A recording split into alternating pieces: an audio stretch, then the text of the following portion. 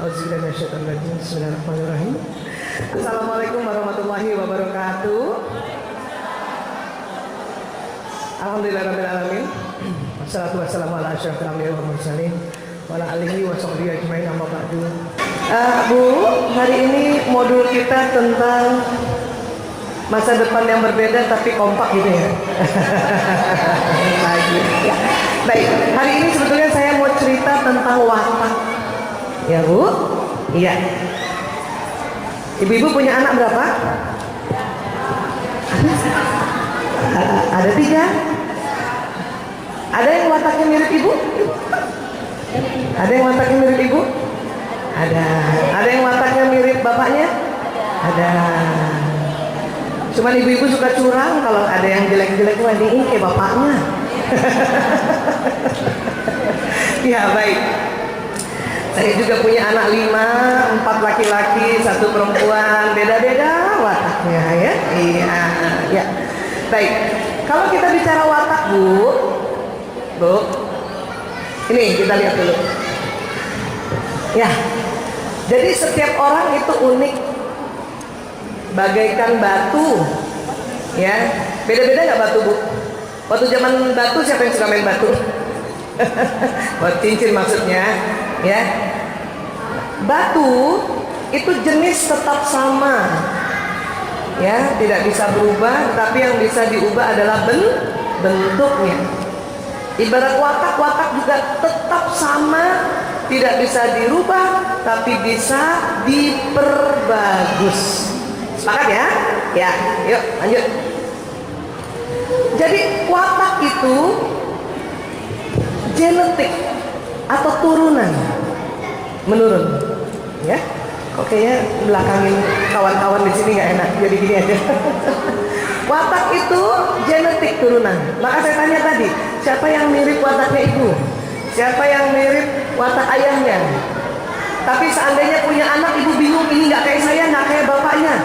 Nggak usah bingung Bu, mungkin kayak kakek neneknya.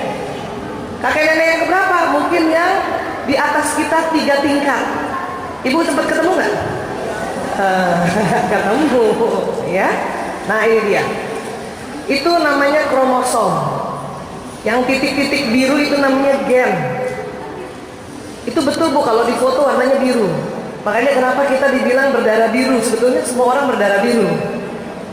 Ya, tapi ini bukan di darahnya, ini di kromosom. Ya, iya. Next lagi. Ibu masih ingat waktu belajar biologi? Kromosom wanita XX gitu, kromosom pria XY gitu, masih ingat? Tidak kabur pada saat itu ke kantin ya? Nah ini kita ulang sedikit ya. Wanita kromosomnya XX, laki-laki XY. Wah Isa, kromosom kayak apa sih? Nah kayak gini. Nah itu. Jadi kalau pakai mikroskop kelihatannya kayak gitu. Tapi itu perbesaran ratusan juta kali. Kecil kromosom itu. Karena bentuknya kayak X, maka kata para ahli, ya sudah kita sebut aja X. Pada wanita itu 2 XX. Pada pria 1 di X, 1 yang kakinya kecil gitu. Makanya dia bingung, para ahli bingung nih kasih nama apa ya? Kok buntut kayak gini? Akhirnya karena yang 1 namanya X, ya sudah kita kasih nama Y. Ya. Di dalamnya apa Bu Aisyah? Di dalamnya itu lingkar-lingkar panjang namanya kromatin. Di dalam kromatin itu ada gen. Nah, disitulah ya yang membawa apa? Membawa pesan informasi. Ibu, siapa yang matanya ibu ini waktu kecil ibu ada dibilang, "Ih, mata kamu kayak ayahnya." Siapa yang matanya kayak ayahnya, Bu? Nah, itu yang bawa itu. Siapa yang rambutnya kayak turunan ibu? Nah, itu juga di situ. Jadi semua informasi biologis yang bawa adalah kromosom, termasuk penyakit bawaan. Siapa yang hipertensi Bu? Nah itu dibawanya dari situ. Siapa yang dapat warisan pabrik gula? Diabetes, itu juga dibawanya di situ. Siapa yang mendapat warisan kelainan jantung? Nah itu juga dari situ. Ternyata bukan hanya itu saja yang diturunkan, termasuk watak. Ya, ya. Next lagi. Nanti setelah ketemu telur seorang ibu dengan sperma seorang ayam melebur, semuanya melebur tuh, kemudian menjadi janin, ya. Dan pesan watak Allah simpan di otak. Ini otak manusia ya Bu. Waktu kajian lalu, kapan tuh ya, lupa gitu ya. Kita pernah belajar otak ya. Otak manusia terbagi dua Bu, kanan dan kiri. Terbagi duanya digarisin. Nah, kemudian ditaruh sama Allah jenis watak itu di otak. Tadi otak terbagi dua, kiri kanan. Sekarang kita belajar lagi, setiap belahan dibagi 4. Supaya gampang dilihatnya, kita kasih warna merah, kuning, hijau, biru. Watak yang di mana? Watak posisinya di lobus parietalis yang warna kuning. Di situ. Kanan kiri Bu. Coba Ibu pegang dulu semua kepalanya, yang bagian tengah. Ubun-ubun Ibu yang di sini, taruh ini di sini, terus ini ke belakang gini. Nah, segenggaman itulah tempat watak Ibu masing-masing. Di dalamnya ada program kekuatan dan kelemahan. Jadi sudah Allah beri itu. Tinggal kita nyalakan, yang mana yang mau dinyalakan, yang kekuatan atau kelemahan. Ya, ya, lanjut. Kalau kita belajar watak untuk apa kegunaannya? Satu, bisa tahu kita dibuat dari apa, paham tentang siapa diri kita, tahu kekuatan sehingga bisa diangkat kekuatan, tahu kelemahan sehingga bisa dikurangi kelemahan, terus tahu bagaimana cara menyesuaikan diri. Di mana? Ya di keluarga maupun di perusahaan atau di tetangga atau sosialisasi. Ya, saya janji insya Allah, walaupun waktunya singkat, Ibu keluar dari ruangan ini, Ibu bisa mendeteksi watak anak masing-masing, watak suami, watak ibu mertua, watak tetangga. Gak perlu lagi nanti cari-cari di handphone yang pakai SMS itu, ketik rek spasi jeneng, nah gak perlu lagi. Insya Allah bisa. Ya, yuk lanjut. Watak karena dari dulu sudah ada, maka diteliti oleh banyak ilmuwan. Penelitian pertama diteliti oleh namanya Hippocrates. Hippocrates ini lahir 300 tahun sebelum Nabi Isa alaihissalam. Jadi Hippocrates melihat walaupun orang begitu banyak, sebetulnya ada 4 watak utama, kata Hippocrates. Ya, karena udah lama sekali teorinya kemudian diperbaharui oleh muridnya, namanya Galen.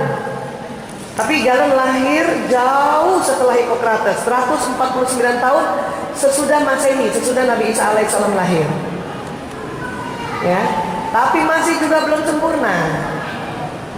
Akhirnya waktu itu kata Galen dan Hippocrates, watak itu bukan turunan, watak itu tergantung katanya tingkat cairan. Ada orang yang darahnya banyak, wataknya gembira. Orang yang empedu kuningnya banyak, wataknya senang mengatur. Ada orang empedu merahnya yang banyak, wataknya senang sempurna. Ada orang yang lendirnya banyak, wataknya damai, kata mereka dulu. Tapi pada abad 18 ditemukan gen, akhirnya gugur dia punya teori. Jadi watak itu adalah genetik, turunan. Karena dari ayah dan dari ibu, maka jenis watak kita yang ada di kepala tengah ini, di lobus parietalis, masing-masing 2 jenis. 2 jenis. Ibu sudah kenal belum wataknya? Ibu udah kenal watak ibu? Aduh, kalau gitu kita kenalan sama watak kita ya. Habis itu nanti bisa kenal nanti dengan watak suami, dengan watak anak dan sebagainya. Boleh? Jadi latihannya adalah mengenal watak diri sendiri. Ya, baik. Next lagi. Nah, di abad 21-20 ini ada Ibu Florence Litter, ilmuwan yang menemukan cara mendeteksi watak dengan cepat. Sebetulnya Bu, kalau mau tahu watak sesungguhnya Ibu, itu harus pakai alat. Namanya apa? Alat foto aura. Ada di sini? Nah ini akuratnya 90%. Cuma di Indonesia jarang foto aura. Di tempat kami aja ada di klinik Sunter, cuma satu alatnya. Ya, jadi kalau di foto ibu next, kira-kira fotonya kayak gini. Samping-sampingnya ibu tuh cahayanya berwarna. Itu sesuai watak masing-masing. Ya, cuman karena saya nggak bawa, karena nggak boleh dibawa-bawa, masih ada di klinik. Jadi nanti kita mau tes watak dengan cara cepat. Ya, ada lagi Bu Aisyah, kalau nggak pakai foto aura pakai apa ya? Pakai lembar form pertanyaan. Biasanya teman-teman psikolog, ada psikolog di sini. Nah, psikolog akan pakai teknik ini. Cuman lama Bu, bisa 3 jam. Nanti selesai acara nggak selesai-selesai. Ya. Ada lagi nggak Bu Aisyah yang lebih cepat? Ada. Tapi akuratnya 80%. Tetap tinggi. Cuman nanti kalau ibu saya kasih tahu, terus ibu merasa kok bukan itu ya watak aku, bukan salah wataknya ibu ya. Ya, bukan salah wataknya. Cuman teknik ini memang akuratnya 80%. Gimana Bu Aisyah? Sudah siap dites wataknya? Ayo, baik. Dengarkan. Seandainya panitia tadi ada kasih dah tadi ya, Masya Allah. Seandainya panitia juga minta kita main teater di depan ini, teater, tahu? Drama. Ibu mau pilih sebagai apa? Tolong pilih, ada 4 pilihan. Pilih langsung, nggak usah tanya tetangga, nggak usah tanya teman ya. Ya. Apakah ibu mau jadi sutradara? Apakah ibu mau jadi penonton? Jadi jangan semua main. Siapa yang nonton nanti? Apakah mau jadi penulis skenario? Apakah mau jadi artisnya? Pilih satu masing-masing. Sudah dapat? Udah Bu? Gak usah tanya teman ya Bu? Gak usah ngajak-ngajak. Dapat satu? Sudah? Apakah ibu mau jadi sutradara? Apakah mau jadi penonton? Apakah mau jadi penulis skenario? Apakah mau jadi artisnya? Semua bagus. Udah dapat Bu? Satu? Dapat. Ada yang pilih sutradara? Ada. Ada yang pilih penonton nggak? Ada. Ada yang pilih penulis skenario? Ada. Ada yang pilih jadi artis? Ada. Tenang Bu, semuanya duitnya banyak itu. Penonton juga duitnya banyak, justru penonton yang banyak duitnya. Sudah dapat Bu, pilih satu sudah. Berarti kan sisa 3. Tadi kita sudah sepakat watak 2 jenis, karena dari ayah dan turunan dari ibu. Oke? Sisa 3 yang tadi pilihan. Sekarang pilih satu lagi. Kan 4 tadi. Ibu sudah pilih satu, entah yang apa. Tinggal 3, pilih satu lagi. Sudah? Sudah. Masing-masing orang berarti pilih 2. Satu watak dominan, satu watak kombinasi. Entah dari mana yang turunan ayahnya dan dari mana turunan ibunya, nanti ibu di rumah baru ibu silsilahin lagi gitu. Ya. Setuju ya? Nah, sekarang dengar. Adakah watak yang pilih penonton? Pilihan pertamanya? Ada? Ada. Dan pilihan keduanya penulis skenario, ada nggak? Jadi penonton dan penulis skenario, ada? Nah, oke. Itu paduan yang sudah lazim. Ya, itu insya Allah 85% naik lagi akuratnya. Sekarang, adakah yang pilihan pertamanya penulis skenario, pilihan keduanya penonton? Ada? Nah, itu juga watak yang sudah lazim. Itu tepat itu, 85%. Akuratnya naik. Sekarang, adakah yang pilih penonton yang pertama, pilihan keduanya artis? Ada nggak Bu? Nah, itu juga betul. Itu lazim sekali. Atau kebalikannya, pilihan pertamanya artis, pilihan keduanya penonton. Ada? Ada. Sekarang, adakah pilihan pertamanya penulis skenario, pilihan keduanya sutradara? Siapa? Ada? Ada, itu juga lazim. Pilihan pertamanya sutradara, pilihan keduanya penulis skenario. Ada? Oke. Itu 85% udah naik akuratnya ya. Adakah pilihan pertamanya sutradara, pilihan keduanya artis? Ada? Sutradara artis? Wih, banyak. Itu juga lazim. Sekarang, adakah pilihan pertamanya artis, pilihan keduanya sutradara? Ada? Nah, itu juga lazim. Yang gak lazim apa Bu Aisyah? Siapa yang pilih penonton pertama, pilihan keduanya sutradara? Itu tidak lazim. Salah nggak? Nggak salah. Ada salah satu yang betul. Cuman satu kombinasinya ibu mungkin ya lihat nanti saya jelaskan sedikit. Nanti oh saya yang ini sebetulnya. Ya. Adakah pilihan pertamanya sutradara dan pilihan keduanya penonton? Itu juga tidak lazim. Pasti ada salah satu yang kombinasinya harus diganti. Adakah pilihan pertamanya penulis skenario, pilihan keduanya artis? Ada nggak yang gitu? Itu tidak lazim juga. Pilihan pertamanya artis, pilihan keduanya penulis skenario. Ada? Itu tidak lazim juga. Jadi kalau kita mau bikin begini, ya Mbak Wiwi, kotaknya. Nah, kalau bawah sama bawah itu lazim. Atas sama atas lazim. Atas bawah yang lurus lazim. Yang tidak lazim adalah watak yang bersilang. Ya, bukan tadi saya dulu bilang, bukan watak ibu yang salah, cuman tidak lazim. Mungkin salah satu watak ada karena pola asuh atau terikut karena pasangan hidup. Ya, iya. Sekarang, adakah yang pilih penonton pertama tadi? Ada? Dan pilihan penonton yang kedua? Berarti di kepala ibu Allah sudah kasih program hasrat orang penonton itu adalah damai. Betul Bu? Ibu yang pilih penonton orangnya selalu damai? Tidak suka bertengkar? Ya? Iya? Cepat setuju kalau ada rapat? Banyak temennya karena dia tidak suka bertengkar. Orang yang damai senang menjadi pengamat. Dia senang mengamati. Ya Bu? Gampang mau tahu orang damai betul apa enggak? Ajak-ajak ke restoran, ke kantin, tanya kita mau traktir, ibu mau makan apa? Jawabnya terserah. Itu asli orang penonton itu asli orang damai. Ya, kekuatannya apa orang damai? Orangnya sangat tenang, ya. Kemudian banyak temennya, suka bantu temennya. Tapi kalau dia ada acara, nggak ada yang bantuin. Karena dia nggak enak nyuruh, pekeuhan, kan pekeu ya? Orang Jawa bilang ya, nggak enak hati nyuruh.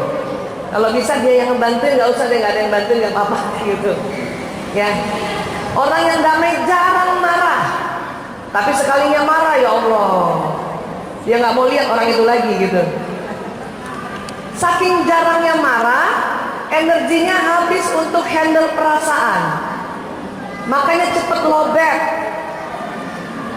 Gampang ngantuk, nyender dikit bisa tidur.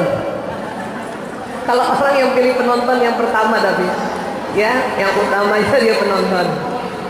Ajak naik mobil lurus aja, ya Allah, bu, ya Allah udah damai banget. Karena apa? Karena energinya habis untuk menghandle emosinya agar selalu damai. Siapa yang punya anak ini kira-kira? Yang jarang membantah kalau ibu nasihati. Itu tipe damai itu. Cuman juga gitu, kalau ada yang harus disuruh, dia akan tunda-tunda. Itu kelemahannya. Tarsok. Nunda. Pas kepepet, wah baru deh. Makanya tipe penonton ini, ada buku bagus dibaca Bu. The Power of Kepepet. Itu bagus. Saya tipe damai soalnya.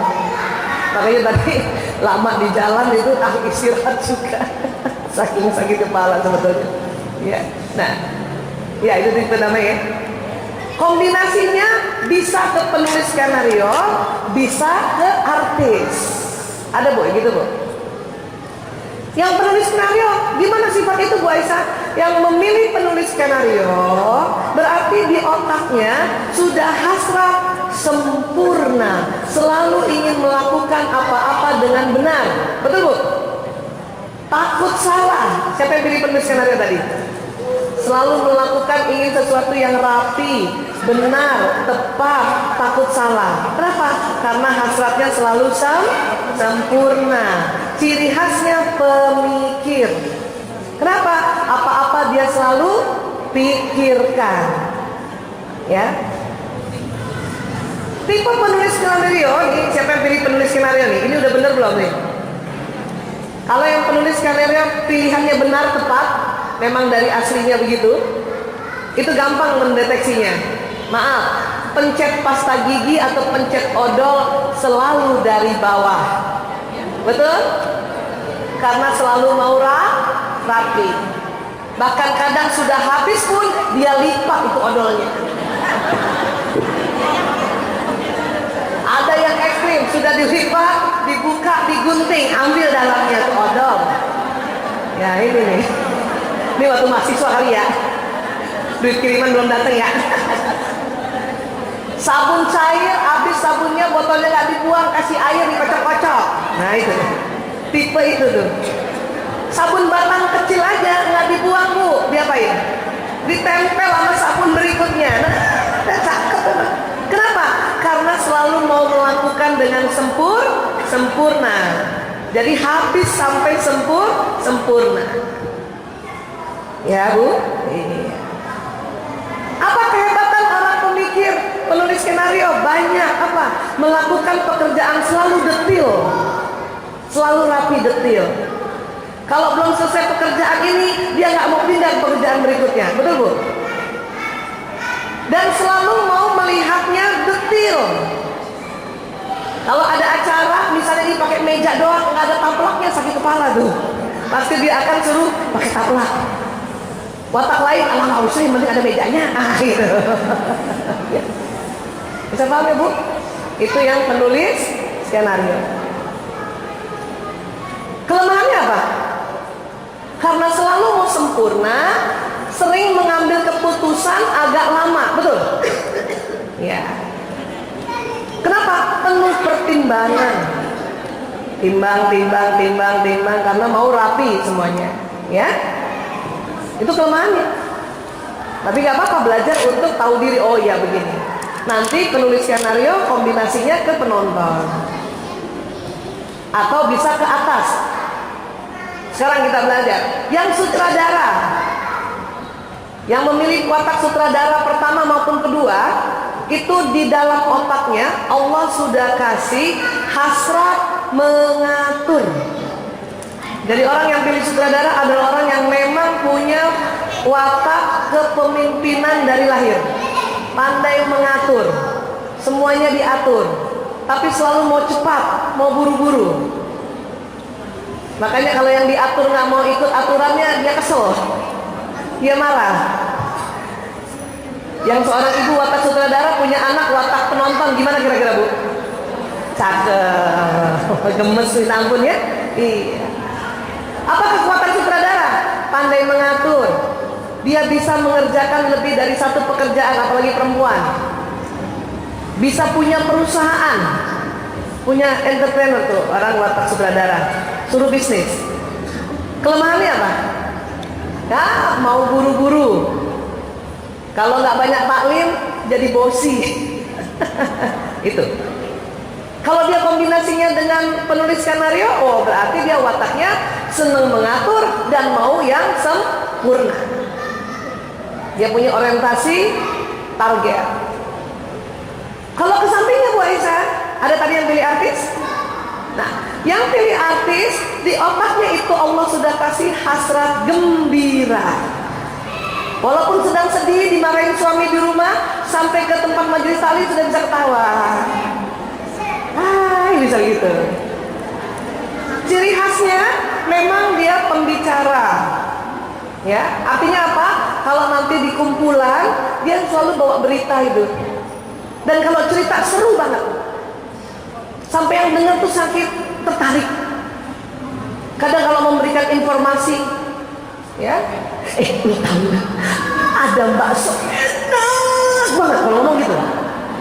Yang denger tuh sampai ngiler tuh nggak? Itu bakso uratnya ya Allah, urat semua. Ada yang gitu. Terus temennya tanya, kamu udah coba? Belum. Kok tahu enak? Temen aku yang coba katanya enak. Itu begitu. Dan asik kalau dia cerita. Kalau anak-anak yang tipe begini Bu, itu senang cerita satu dan gembira. Ya. matanya berbinar-binar dan senang memuji, gitu. Orangnya spontan, banyak ide. Cuman kelemahannya apa?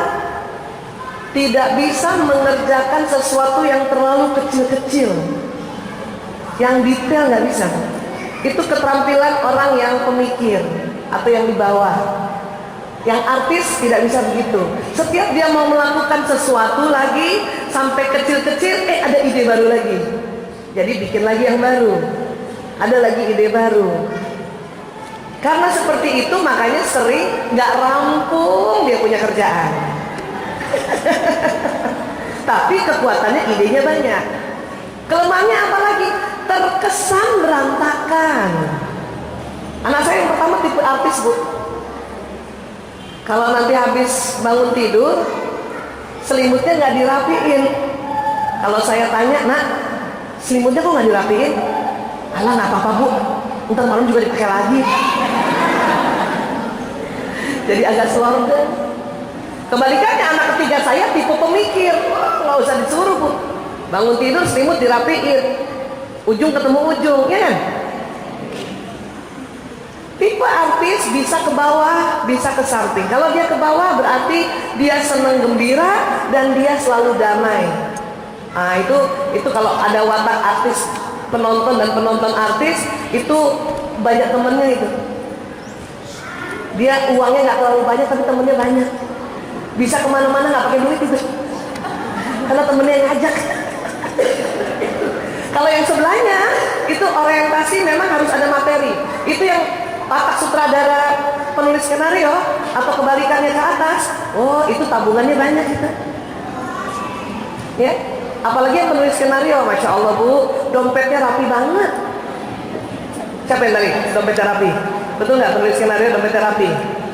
10.000 sama 10.000, 5.000 sama 5.000, 2.000 sama 2.000. Kepala pahlawan hadap kanan semua. Itu kalau diambil 2 lembar, dia tahu. Ini uang gua hilang 2 lembar, mana? Itu tipe itu. Apa namanya itu, Bu Aisyah? Ada nama Latinnya, ada nama juga di dalam watak Islam. Kalau bahasa Latin, Ibu bisa ditulis, ya. Yang tipe penonton, bahasa Latin sering menyebutnya watak plekmatis, orang damai. Yang tipe penulis skenario, bahasa Latinnya sering disebut melankolis. Yang tipe sutradara, bahasa Latinnya itu disebut koleris. Yang artis, bahasa Latinnya disebut sanguinis. Jadi ada plekmatis, melankolis, koleris, sanguinis. Bu Aisyah, saya juga orang koleris, tapi saya suka damai. Betul, semua bisa damai, tapi tidak sedamai yang tipe pengamat, tidak sedamai tipe plekmatis. Bu Aisyah, saya juga bisa rapi. Betul, tapi tidak pernah serapi orang melankolis. Bu Aisyah, saya juga bisa mimpin, bisa mengatur. Iya betul, tapi tidak sekuat orang koleris yang sutradara. Bu Aisyah, saya juga senang gembira. Ya, tapi tidak segembira yang tipe artis atau sanguinis. Di dalam Islam ada namanya ini, ada. Tipe plekmatis itulah yang disebut tipe Abu Bakar As-Siddiq radhiyallahu anhu. Karena watak ini di dalam Islam, ya, itu termanifest di 4 khulafaur rasyidin. Tipe melankolis yang sempurna itu tipe Utsman bin Affan. Makanya Utsman bin Affan itu yang ngatur mushaf Quran, karena dia bisa detail. Utsman bin Affan itu, Bu, pemalu, selalu mau di belakang layar. Makanya yang penulis skenario tadi pasti senangnya di belakang layar, ngurus-ngurus belakang layar. Suruh maju keringet dingin. Tipe sutradara kira-kira tipe siapa, sahabat Nabi? Umar bin Khattab. Umar tegas, karena tipe koleris tegas, pandai mengatur. Ya. Ali bin Abu Thalib adalah tipe sanguinis. Cuman karena kita sudah turunan ayah ibu, maka di watak dasar kita ada 2. Apakah Abu Bakar kombinasi Utsman, apa Utsman kombinasi Umar, atau kebalikannya, atau Umar kombinasi Ali, Ali kombinasi Umar, atau yang tidak lazim itu kalau Ali kombinasi Utsman. Tidak lazim. Bisa jadi itu terpengaruh karena ibunya. Anaknya berantakan, tapi ibunya setiap hari melototin soal pencet odol. Dia pencet odol dari bawah. Kalau tipe Ali, tipe sanguinis, hari ini pencet odol dari bawah, sore udah tengah lagi. Tapi ibunya ribut terus dari bawah, dari bawah, dari bawah, ya dari bawah. Ya, bisa paham ya Bu?